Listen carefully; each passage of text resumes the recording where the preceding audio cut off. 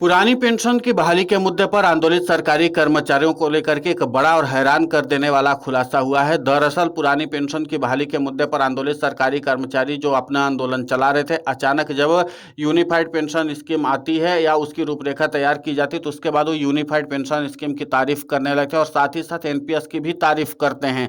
अब इसको लेकर के एक बड़ा और हैरान कर देने वाला खुलासा हुआ कि ये जो सरकारी कर्मचारियों के संगठन के जो प्रतिनिधि थे या फिर सरकारी कर्मचारी थे, यूनिफाइड पेंशन स्कीम और एनपीएस का इसलिए तारीफ कर रहे थे क्योंकि उनके ऊपर सरकार का दबाव था और नौकरी जाने का खतरा बना हुआ था। यानी कुल मिलाकर के भारी दबाव में उनसे यूपीएस और एनपीएस की तारीफ करवाई गई थी। अब इसको लेकर के हम एक और जानकारी देने वाले हैं आपको। केंद्र सरकार ने नेशनल पेंशन सिस्टम यानी कि एनपीएस और यूनिफाइड पेंशन स्कीम यानी यूपीएस में सुधार के संकेत दिए हैं। कर्मचारी संगठनों ने दोनों पेंशन योजनाओं में पुरानी पेंशन योजना जैसी सुविधाएं देने का दबाव बनाया था, जिसके आगे केंद्र सरकार को झुकना पड़ा और उसने 15 दिन में इस बाबत फैसला लेने पर हामी भरी है। यूनिफाइड पेंशन स्कीम की घोषणा की गई थी, जैसे आप सब मित्रों को ज्ञात है। उसी को लेकर के जो विधिवत नियम और रूल्स रहते हैं उनको आज औपचारिक तौर पर जारी किया गया है। उनका और अधिक प्रचार प्रसार हो सके सोशल मीडिया के माध्यम से, अन्य चैनल्स के माध्यम से, उसके लिए भी कुछ व्यवस्था की गई है।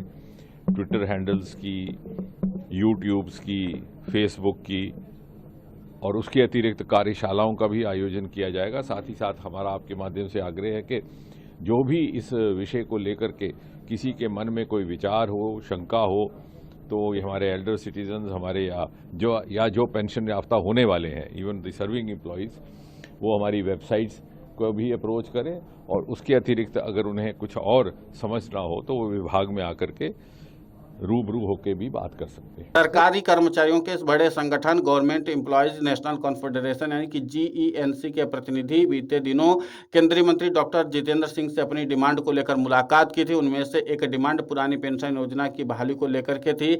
मंत्री ने इस मैटर को पेंशन विभाग के सचिव वी श्रीनिवास के हवाले कर दिया था।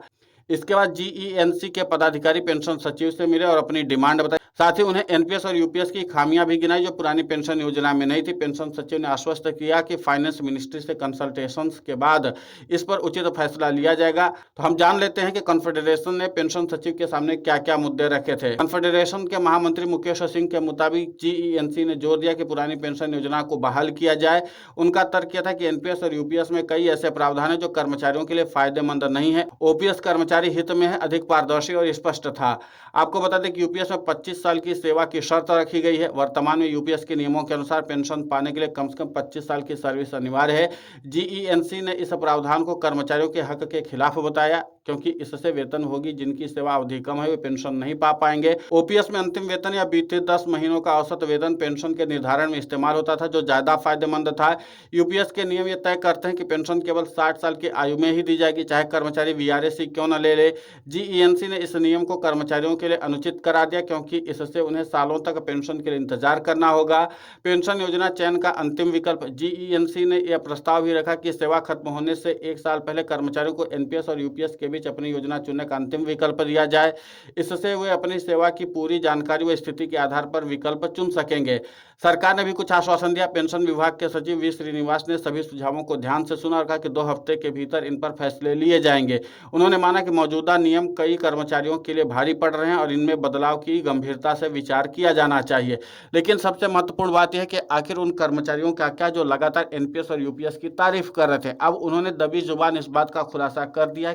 जिस वक्त हमसे यूपीएस और एनपीएस की तारीफ करवाई जाती थी तब हमारे ऊपर सरकार का दबाव था। मुझे जबरन इस बात को कहना पड़ा था कि यूपीएस और एनपीएस सही है, लेकिन सरकारी कर्मचारी भी मानते हैं जो अब यूपीएस और एनपीएस की तारीफ कर रहे थे वो कहते हैं कि पुरानी पेंशन योजना ही सही है। जाहिर सी बात है कि सरकार से कंसल्टेशन के बाद इस बात पर पहुंचे हैं कि आखिर सरकार पुरानी पेंशन की बहाली को लेकर के क्यों नहीं काम कर रही। अब समझ में उनको आने लगा है कि यूपीएस में भी सरकारी कर्मचारियों की मांगों को ध्यान में नहीं रखा गया है और यही बात तो सरकारी कर्मचारी भी कह रहे थे और इन्हीं मांगों को जो अभी जीईएनसी ने इस बात को उठाया है, यही तो एनएमओपीएस से लेकर के तमाम कर्मचारी संगठन जो थे उठा रहे थे और लगातार इस बात बात का विरोध कर रहे थे। उन्होंने कहा कि सरकार ने इस योजना को लागू तो किया, लेकिन जो पुरानी पेंशन की बहाली के मुद्दे पर आंदोलित सरकारी कर्मचारी थे उनसे कुछ पूछा ही नहीं गया और पूछने की जरूरत भी नहीं समझी। और जब इन सरकारी कर्मचारियों के संगठनों ने बाकायदा पत्र लिख करके वित्त मंत्री निर्मला सीतारमण, प्रधानमंत्री नरेंद्र मोदी, पेंशन विभाग के सचिव वी श्रीनिवास, नीति आयोग के अध्यक्ष को तक को भेजा था, इसके बावजूद भी सरकारी कर्मचारियों की मांगों को गंभीरता से नहीं लिया गया था। और इसके अलावा भी जितेंद्र सिंह से भी मुलाकात की थी, केंद्रीय मंत्री जो पेंशन मंत्रालय भी देखते हैं, उनसे भी सरकारी कर्मचारियों ने मुलाकात करके इस मांगों को गंभीरता के साथ रखने की अपील भी की थी। तो उसके बावजूद भी सरकारी कर्मचारियों के जो गजट आई यूपीएस को लेकर के, उस गजट में भी जिक्र नहीं किया गया था। इसी के नाते से पुरानी पेंशन की बहाली के मुद्दे पर आंदोलित सरकारी कर्मचारियों का गुस्सा